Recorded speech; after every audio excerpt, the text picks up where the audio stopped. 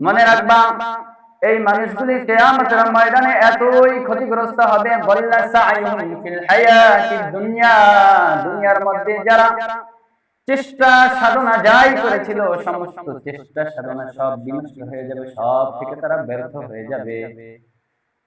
তারপরে আল্লাহ তাআলা বলেন সাইহুম ফিল হায়াতিদ দুনিয়া ওয়া হুম ইয়াহসাবুনা আন্নাহুম ইউহসিনুনা সুনআ। শুধু তাই নয়, তারা দুনিয়ার মধ্যে মনে করত ওয়া হুম ইয়াহসাবুনা আন্নাহুম ইউহসিনুনা সুনআ, আমরা যা করতেছি সেটাই যেন সব থেকে ভালো। 5 নম্বর আয়াতে কারিমার শেষাংশ তেলাওয়াত করেছেন। এখানে আল্লাহ তাআলা একটা জাতের মানুষের আমল সম্পর্কে আলোচনা করেছেন। এই সম্পর্কিত আলোচনা আল্লাহ তাআলা বিস্তারিত অন্যান্য আয়াতের মধ্যেও আলোচনা করেছেন।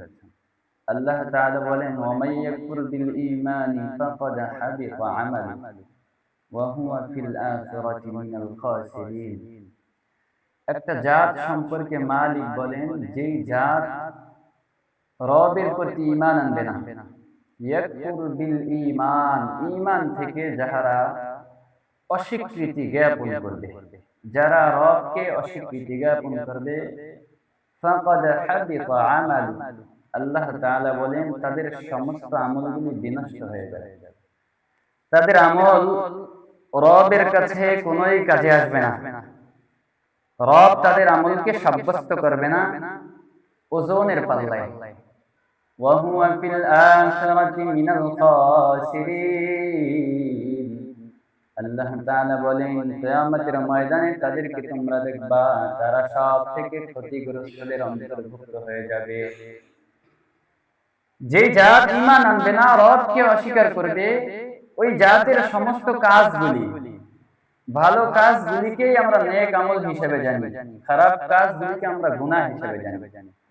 অতএব তাদের সমস্ত কাজগুলি বিনষ্ট হয়ে যাবে, কোনো কাজে আসবে না। ওয়া হুয়া ফিল আখিরাতি মিনাল খাসিরিন, কিয়ামতের ময়দানে যাদেরকে তোমরা ক্ষতিগ্রস্ত দেখবা তাদের মধ্যে তারাই হবে সব থেকে বেশি ক্ষতিগ্রস্ত। এই সম্পর্কে আল্লাহ তাআলা সূরা কাহফের 103 নম্বর আয়াতে কারিমা থেকে আবার আলোচনা শুরু করেছেন।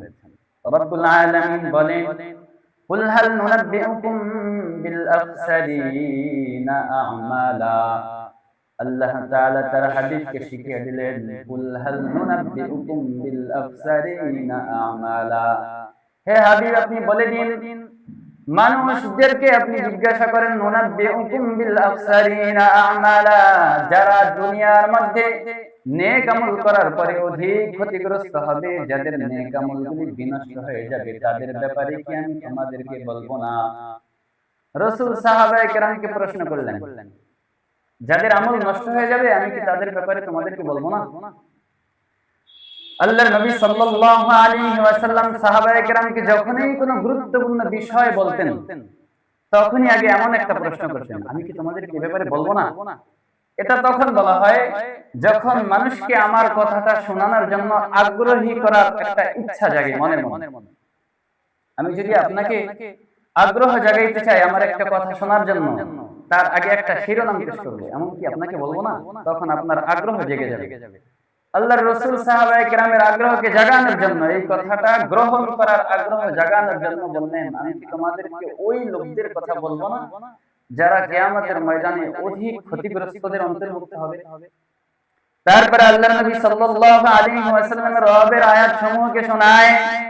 আল্লাহর হাবিব সাল্লাল্লাহু আলাইহি ওয়াসাল্লাম তাদেরকে প্রশ্ন করার পরেই বলেন আল্লাযীনা দাল্লা সা'য়ুহুম ফিল হায়াতিদ দুনিয়া ওয়া হুম ইয়াহসাবুনা আন্নাহুম ইউহসিনুনা সুনআ।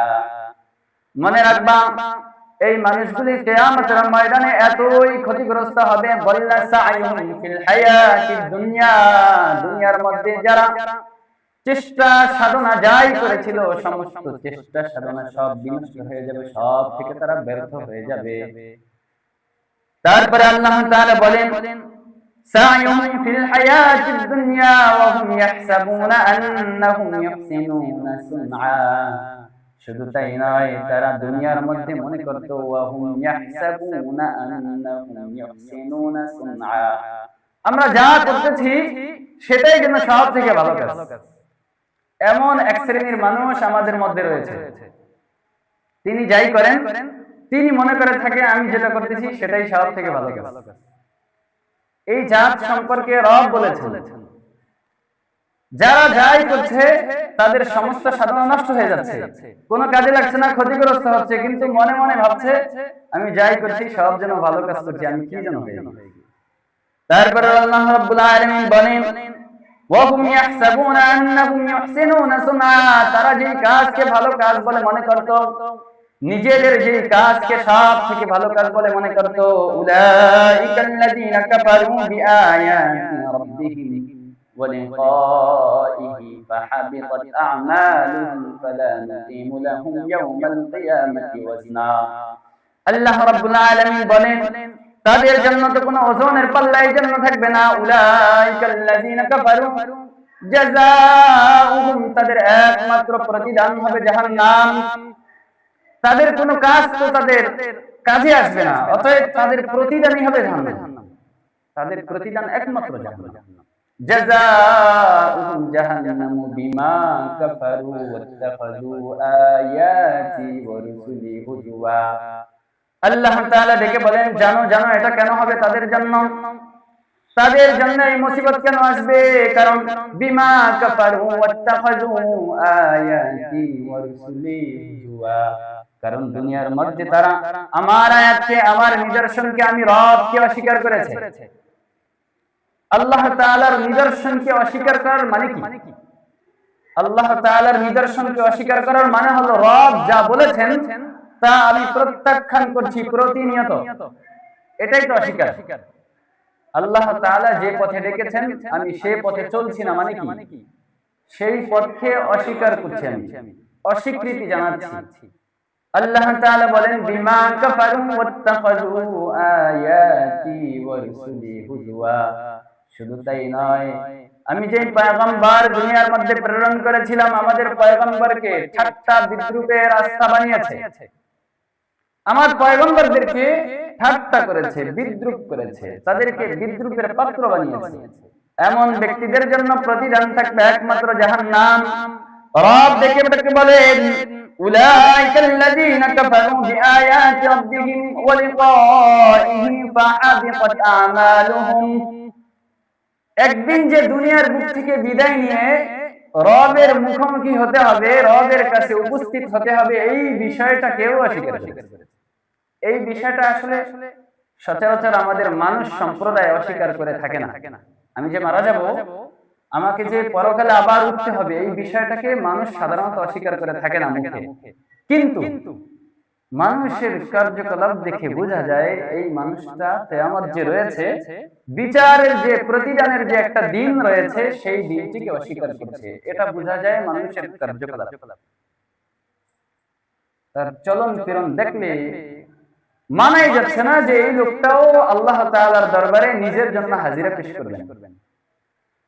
এমন মানুষও আমাদের সমাজে রয়েছে, যে মানুষকে দেখলে বোঝাই যায় না যে এর মধ্যে রবের ন্যূনতম ভয় কাজ করে।